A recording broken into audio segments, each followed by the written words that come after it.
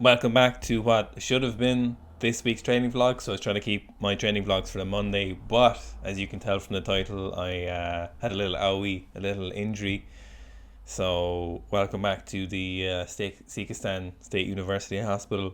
So basically, I was doing jiu-jitsu Thursday night, and we were doing somewhat of a king of the mat scenario where just do takedown and pin. So takedown and pin for like 3 to 5 seconds, and I got 3 in a row against 2 of them are blue belts. They're a little bit lighter than me by like 30 kilos, but I'm shit at jiu-jitsu, so I mean, it weighs out, you know. I'm lucky if it's here laughing at me. But it was phenomenal takedowns. Were great takedowns, 3 in a row. Conditioning is so much better. Once you get 3, you get to step off the mat as the proclaimed champion for the evening. And I looked down, just looked at my hands. My top of my baby finger was bent in basically inflection, about halfway down at a 90-degree angle. Wasn't dislocated, zero pain, but I also couldn't move it. I had zero control over it. It was no longer part of my nervous system. I was unable to extend the tip of my baby finger, so I could flex it, but I could not extend it. So it was basically stuck in flexion. About half an hour later, it got a little bit sore, and then I could flex a little bit more again, but no extension. So taped it up a little bit. Didn't do any more sparring. Came in the next day. Now, for some reason, Fitz's knowledge of acute injuries, like acute, I would say, traumatic injuries, is usually pretty reliable. I'm not really sure why. We probably won't ask why either. But I had it taped up. And Fitz was like, I was like, do you think I should go see someone? And Fitz said, yeah, if it's still floppy, if you still can't control it when you take off the tape, because I had taken off the tape since the night before, and this was the day after. So I took off the tape. Fitz went, you should probably see someone. And so Fitz says, you should probably go to the doctor. That means you should definitely go to the doctor at that stage, because we know what he's like if you've listened to the podcast, especially in regards to the fire extinguisher incident of 2021. So went to the doctor, the acute care, whatever.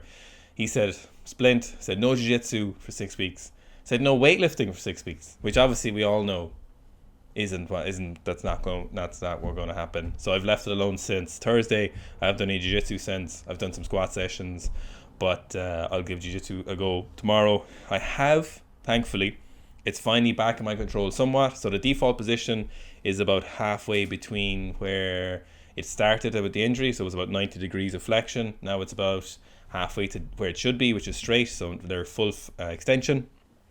So I have control over it again to a certain extent, so I can go from basically full flexion to halfway through extension. So I have control. It's back in my nervous system. It's no longer possessed by something or someone. So I have to leave it in this splint for at least 6 weeks, they're saying, but we'll see how it goes. So hopefully the idea is with this splint that it'll reset to its default position like my other pinky finger, and it will stay there, and then I'll have extension and flexion back the way it should be. They said they'll do that if I leave it alone, I don't injure it again.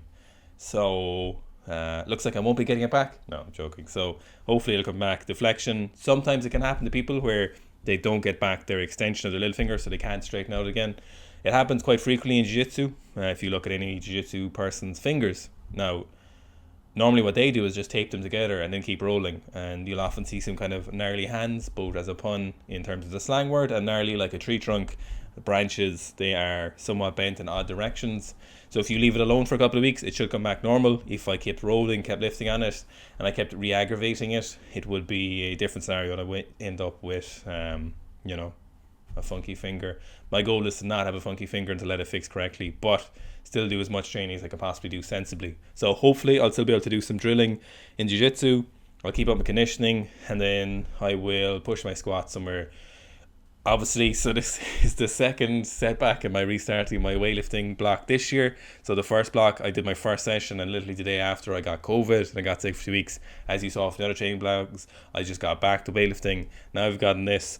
I was originally talking about in some of the vlogs, I wasn't too sure what I'd do with weightlifting until I'd finished the initial kind of exercising phase where I got back into kind of gym shape, or shape where I could start training again.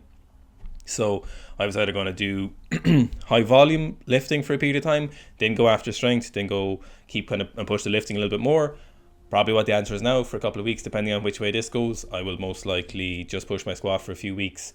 I'm going to keep cutting weight. Where the original purpose for cutting weight was for my weightlifting, for a better power to weight ratio, better positions, better conditioning overall.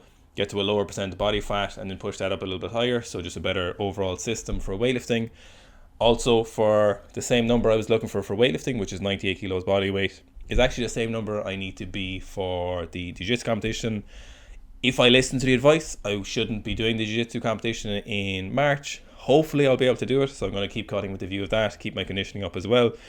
And then, of course, me having my squat north of 220 maybe in the next few weeks will obviously be beneficial for my weightlifting, but also incredibly useful for my double leg takedowns or any other takedowns in jiu-jitsu. So hopefully if I can keep my conditioning up and keep practicing drills and keep learning new stuff, and then keep pushing my squat for weightlifting, everything should be in a good scenario.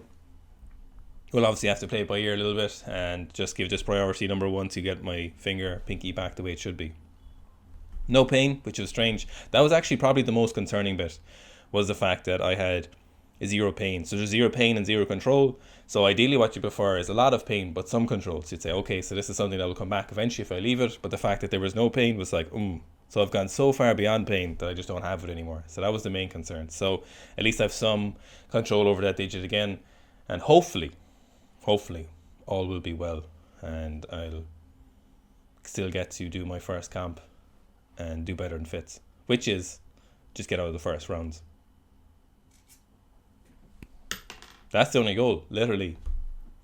Just get out of the first round. Get past. Don't get knocked out the first round in our first jiu-jitsu competition, which could easily happen. Could very easily happen. Fitz nearly tapped himself out the other day when he sold these breaths. I did tap myself out.